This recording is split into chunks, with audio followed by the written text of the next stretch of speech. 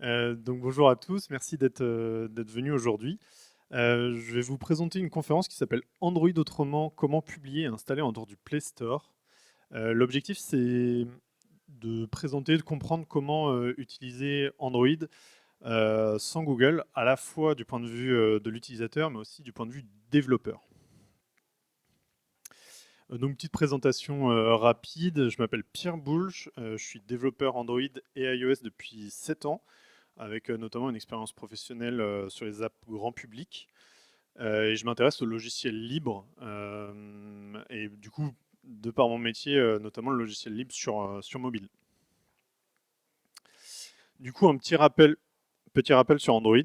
C'est un système d'exploitation qui est basé sur Linux, sur le noyau Linux, conçu pour les smartphones, pour les tablettes, pour les montres, pour les télés, pour d'autres objets connectés encore. Et du coup, c'est un projet qui est open source, donc l'Android Open Source Project, qu'on nomme de son petit nom AOSP, et qui est principalement maintenu par Google. Et du coup, Android permet à chaque constructeur, Samsung, Xiaomi, OnePlus, donc, enfin tous les constructeurs de smartphones, d'adapter le système d'exploitation directement aux appareils qui sont vendus. Donc juste pour quelques chiffres, la part de marché mondiale, c'est entre 70 et 75% des smartphones. Et en France, on tourne quasiment autour de 80% des smartphones qui sont sur Android. Du coup, pour présenter un peu le lien entre Android et Google, Google, c'est le principal contributeur et distributeur de la version la plus courante d'Android. Donc ça, c'est vraiment sur la partie Android. Et en plus, ils viennent rajouter des services Google. Donc c'est une couche supplémentaire qui est posée par-dessus le système d'exploitation. Et ça inclut notamment les Google Play Services. Donc ça, c'est vraiment quelque chose d'important et qu'on ne voit pas forcément quand on utilise Android au quotidien. C'est vraiment ce qui regroupe le cœur des fonctionnalités qui sont liées à Google et qui sont des choses super utiles quand vous utilisez votre smartphone. L'authentification notamment, les notifications, tout ce qui est GPS, cartes, ça utilise aussi les Google Play Services.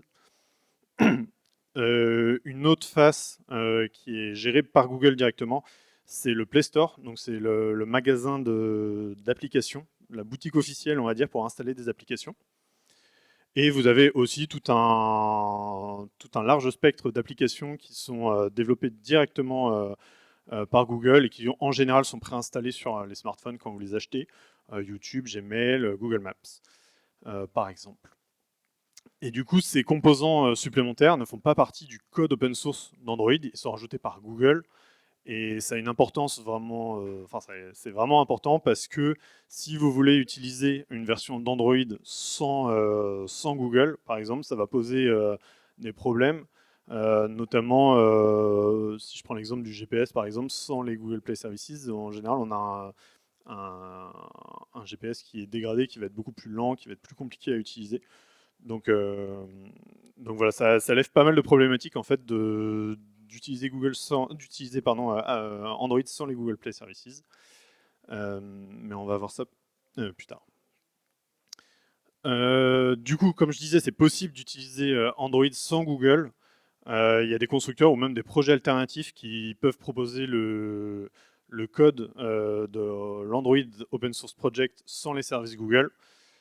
Et comme je disais, du coup, ça nécessite de développer d'autres solutions, notamment pour installer les applications, et c'est ce qu'on va voir juste après, mais aussi pour fournir des services, notamment sur les notifications, sur les services de localisation, etc. Donc là, je vous ai mis les logos de quelques distributions d'Android alternatives, GrapheneOS, EOS et LineageOS. Du coup, je suis encore dans les petits rappels, les généralités. Installer une appli sur Android, comment ça marche? Globalement, ça se présente sous le forme. Quand vous développez une appli et que vous voulez la proposer à vos utilisateurs, vous allez créer un fichier. Donc, c'est un fichier APK ou depuis quelques années, ça peut être aussi des fichiers App Bundle. Donc, c'est vraiment juste un fichier simple. Du coup, le Play Store donc la plupart des gens ont sur leur smartphone. C'est juste un moyen de distribution parmi d'autres pour proposer votre fichier d'application.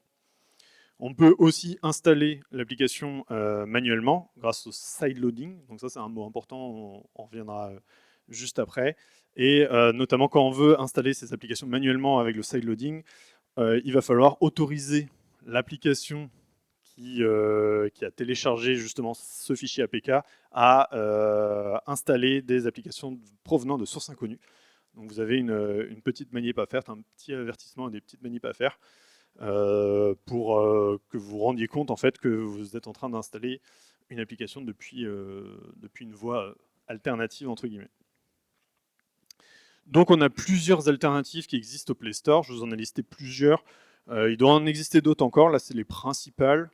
La plus connue c'est F-Droid, donc c'est un magasin d'applications qui est libre, qui est open source, qui ne traque pas du tout les utilisateurs.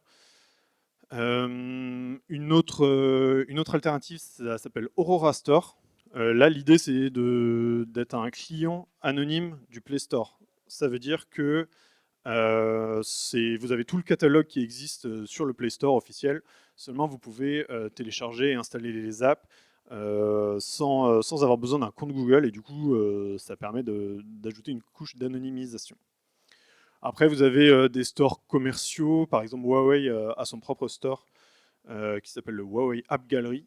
Donc ça, c'est plus pour les utilisateurs vraiment qui ont un smartphone Huawei. Vous avez des sites en ligne qui permettent de télécharger directement les fichiers APK. Je pense à APK Pure, APK Mirror par exemple. Alors ça à manipuler avec précaution ce genre de site. Bon, APK Pure en général c'est assez sécure, mais il faut faire attention quand même quand vous téléchargez des apps depuis des sites comme ça, parce que c'est en général la porte ouverte à installer des applications qui peuvent être un peu douteuses. Donc je ne dis pas qu'il ne faut pas le faire, mais il faut être conscient des risques. Et du coup, vous avez Optenium aussi, qui est une application qui est multisource. Ça veut dire que l'application sert juste à se connecter à toutes ces sources-là, par exemple à F-Droid, à APK Pure, directement sur les sites des applications aussi. Et en fait, de regrouper, elle sert vraiment à regrouper toutes ces sources en une seule pour fabriquer en fait votre propre store. Donc pour détailler un peu, comme je disais, F-Droid c'est 100% libre, sans publicité ni pisteur. Les applications elles sont vérifiées et compilées depuis le code source. La grosse limite c'est que vous allez avoir un catalogue différent de ce qui existe sur le Play Store. Donc pas de WhatsApp, pas de Netflix, pas toutes ces apps là. Mais après c'est aussi potentiellement ce qu'on peut rechercher là-dessus. Et un des gros avantages de F-Droid, c'est que vous pouvez choisir aussi des sources, donc des serveurs F-Droid sur lesquels vous souhaitez installer votre, d'où vous souhaitez installer vos applications. Donc il y a un dépôt officiel F-Droid qui est configuré de base, mais vous pouvez aussi en fait ajouter d'autres dépôts F-Droid, un assez connu qui s'appelle EasyDroid, mais vous pouvez aussi construire votre propre repo F-Droid. Mais on y reviendra juste après. Aurora Store, donc là je vous ai mis une petite capture de à quoi ça ressemble. Donc comme je disais, c'est un client open source. Pour accéder au Play Store sans compte Google, l'avantage c'est d'être complètement anonymisé. Et vous avez une interface qui est assez proche du Play Store. Vous pouvez vous y retrouver assez facilement si vous êtes utilisateur du Play Store. Aurora Store, c'est un bon switch assez facile à faire. Et donc, comme je disais, Optenium, il agrège plusieurs sources d'applications, il permet des mises à jour automatiques en fait, depuis les dépôts officiels des applications. Donc c'est assez pratique en fait de le mettre en place. Et ça, la logique, c'est vraiment d'avoir une approche décentralisée. Donc ça veut dire que chaque application est sa véritable source. Et donc, vous pouvez, c'est à vous en fait de vous abonner si vous voulez aux applications, aux sources d'applications que vous souhaitez avoir. Mais du coup, c'est plutôt pensé pour les utilisateurs avancés. Après, vous avez d'autres sources d'applications, comme je vous disais, APK Mirror, APK Pure. les stores des constructeurs directement. Et vous avez aussi la possibilité d'installer les applications directement depuis les sites internet. Je prends l'exemple de NewPipe qui est un client Android. Sur leur site internet directement, vous pouvez télécharger la dernière version de NewPipe et l'installer depuis votre navigateur directement. Et du coup, côté développeur, comment ça marche? Déjà, vous pouvez publier sur le Play Store. Donc, en général, c'est plutôt long et fastidieux pour la première publication.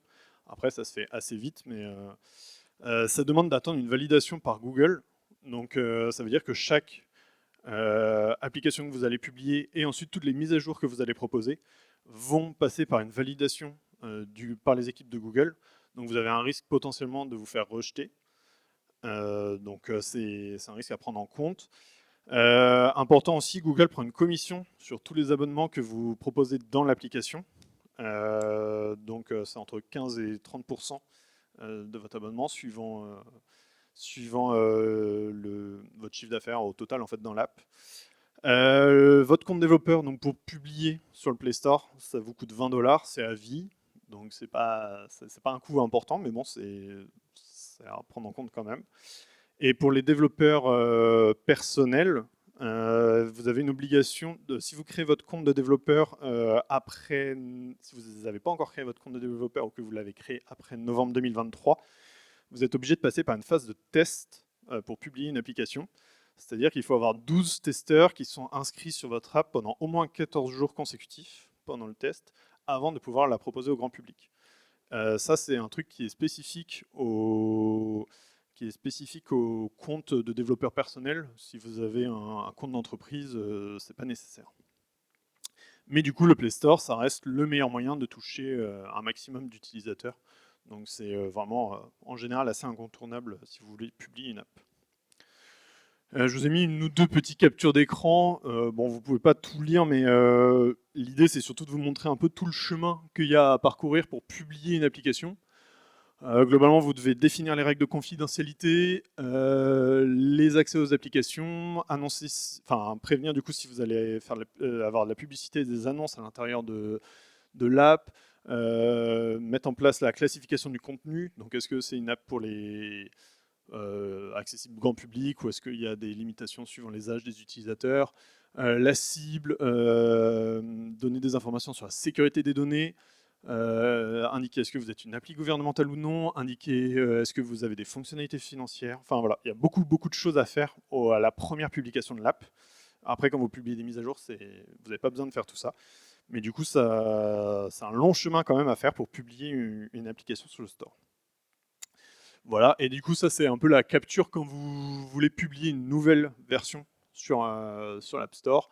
Donc, en fait, c'est comme je vous disais, vous avez un fichier APK ou App Bundle, vous venez juste le déposer, vous indiquez les informations qu'il va y avoir dans votre version, et vous allez pouvoir publier l'application comme ça assez rapidement. Donc, première publication, c'est assez long, mais après, les mises à jour, ça se fait assez rapidement.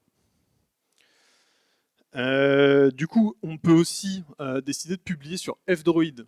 F-Droid, comment ça fonctionne? Ça utilise un dépôt Git public pour permettre la soumission d'app. Donc, juste si certains ne savent pas ce que c'est Git, c'est un outil qui est utilisé en général par les développeurs pour partager du code source et versionner ce code. Donc F-Droid utilise un dépôt Git public où vous allez pouvoir soumettre votre version de l'application, enfin votre application. Il y a quand même un principe de validation par les pairs. Après, c'est pas, comment dire, c'est pas compliqué. Il n'y a pas de blocage en général. C'est plus juste valider que c'est une app qui fonctionne et qu'il n'y a rien de problématique dessus. Et le processus, du coup, est clair et ouvert à tous, puisque la revue est publique. Et gros avantage de F-Droid, c'est qu'on peut choisir de créer son propre dépôt Git pour publier ses propres apps. Donc vous avez une indépendance maximale. Vous pouvez en fait vraiment proposer votre propre dépôt et ça va être aux utilisateurs de venir se brancher dessus. Et donc vous pouvez publier vos applications. Et les les utilisateurs vont voir les mises à jour directement. Comment ça se présente la publication sur F-Droid? Alors, c'est du coup un peu moins joli que le Play Store. Globalement, vous avez un fichier YAML à créer, ça ressemble à ça. Je l'ai découpé en 2 slides. Globalement, vous indiquez les informations, les catégories dans lesquelles votre application se situe, la licence, le site internet, voilà, vous avez pas mal de choses. Là où se trouve le code source de votre application, le changelog. Vous devez du coup aussi publier le titre de votre application, une description, les informations sur qui maintient l'application, etc. et les numéros de version. Donc, si vous voulez publier, vous poussez le fichier APK que vous avez créé et ce fichier de YAML là que je viens de vous présenter. Vous pouvez le déposer du coup soit sur le dépôt Git officiel de F-Droid, soit vous pouvez créer votre propre dépôt F-Droid. C'est ce que j'ai fait ici. Donc si certains ont l'application F-Droid installée, vous pouvez dans les paramètres, vous avez une entrée dépôt.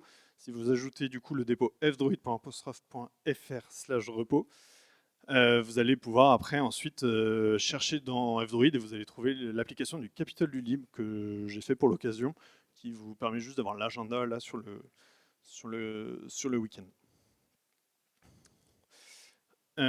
Du coup, il y a eu pas mal de changements ces derniers temps au niveau de la politique d'Android, notamment au niveau de Google.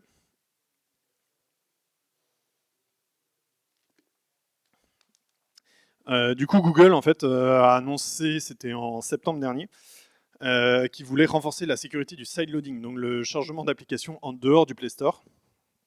Donc ils ont annoncé qu'à partir de 2026, les apps installées sur des appareils certifiés Android devront devenir des développeurs vérifiés. Donc des appareils certifiés Android, c'est globalement tous les appareils que vous achetez dans le commerce. Et du coup, ça va limiter grandement le chargement des applications depuis des sources externes. Donc sont concernés F-Droid, enfin tous les stores alternatifs là dont je vous ai parlé. Ça, c'est le petit calendrier des changements qui a été annoncé par Google. Donc vous avez un accès anticipé au programme pilote là depuis octobre 2025.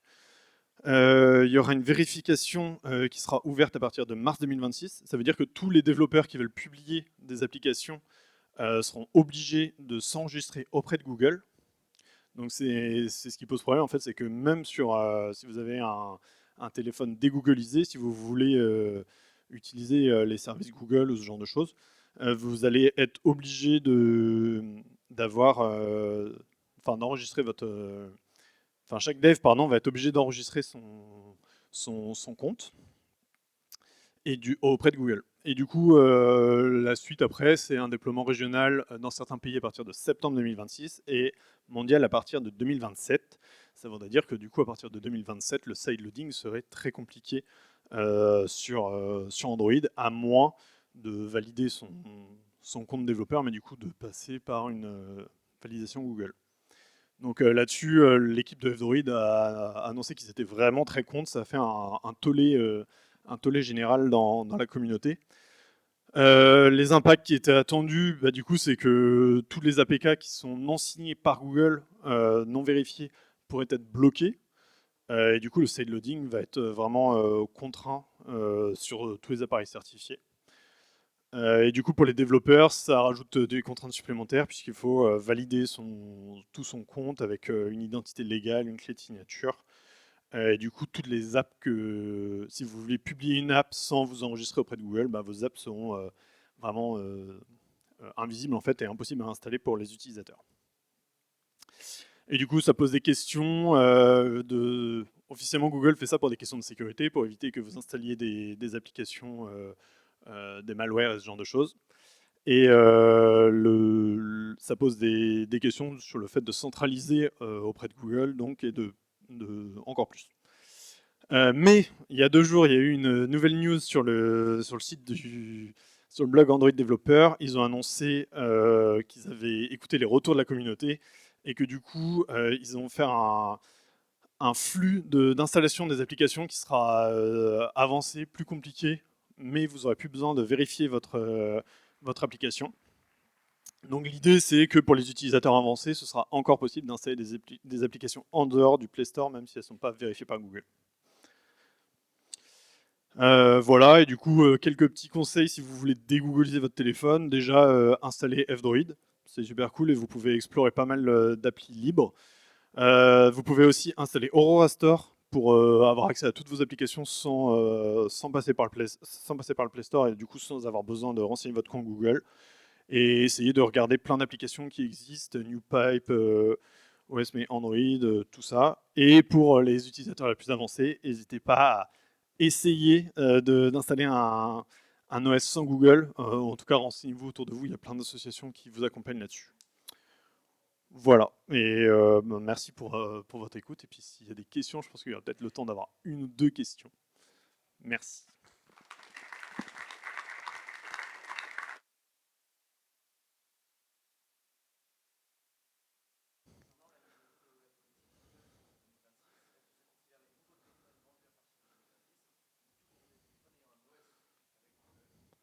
Du coup, la question c'était est-ce que la nouvelle politique de Google, ça concernera tous les téléphones, même ceux qui sont vendus avant 2026, pardon. Et oui, en fait, ça concernera tous les téléphones qui sont certifiés Google, donc en gros qui ont les Google Play Services dessus, peu importe la date.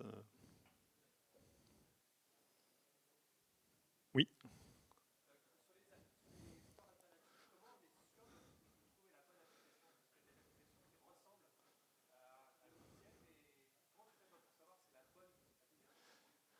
Alors ça, c'est un peu compliqué. Faut, en général, essayer de regarder d'où ça provient exactement, qui a publié. Par exemple, si vous regardez sur F-Droid, vous pouvez voir, enfin, du coup, il faut aller un peu fouiller, mais si vous êtes sur le dépôt F-Droid officiel, vous pouvez voir qui a proposé d'ajouter cette application sur le dépôt F-Droid.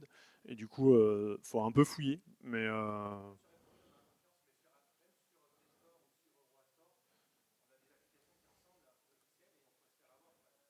oui, bah ça c'est Ouais, bah ça c'est Oui, pardon, faut répéter les questions au micro, on me dit. Du coup, la question c'était que comment on fait pour éviter enfin, de se tromper d'application quand on a des applications qui ressemblent sur le store. Malheureusement, ça c'est, faut faire un peu attention, c'est pas facile à gérer. Faut regarder en général sur le Play Store par exemple, vous allez avoir beaucoup d'avis, ce genre de choses, le nombre de téléchargements, les notes, ça va être un bon indicateur. Après, ça reste compliqué, mais en général sur le Play Store, ils essayent d'éviter qu'il y ait des apps parasites entre guillemets, et justement la validation Google permet ça en amont. Et une dernière question.